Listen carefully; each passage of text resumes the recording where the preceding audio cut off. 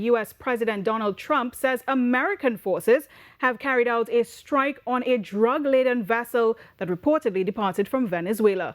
President Trump described the operation while speaking at the White House on Tuesday. When you come out and when you leave the room, you'll see that we just, over the last few minutes, literally shot out a boat, a drug-carrying boat, a lot of drugs in that boat. And you'll be seeing that and you'll be reading about that. It just happened moments ago, and our great general, head of the Joint Chiefs of Staff, who's been so incredible, including what took place in Iran, knocking out potential nuclear power for a long time to come. I think within a month they would have had it if we didn't do what we did. But he gave us a little bit of a briefing. And you'll see, and there's more where that came from. We have a lot of drugs pouring into our country, coming in for a long time, and these came out of Venezuela.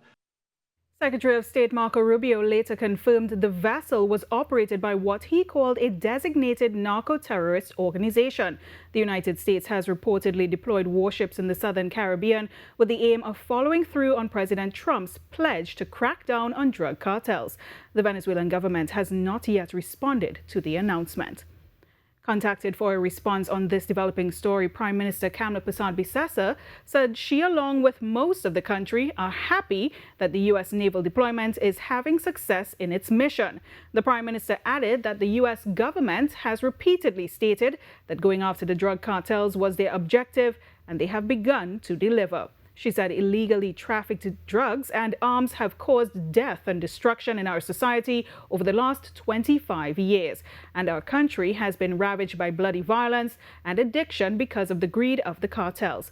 The Prime Minister continued saying, quote, "The restriction of illegal guns, drugs and human trafficking will decrease the violence in the region and in particular our country," end quote. She said, "May God bless and protect the members of the U.S. military who are engaged in the drug interdiction mission.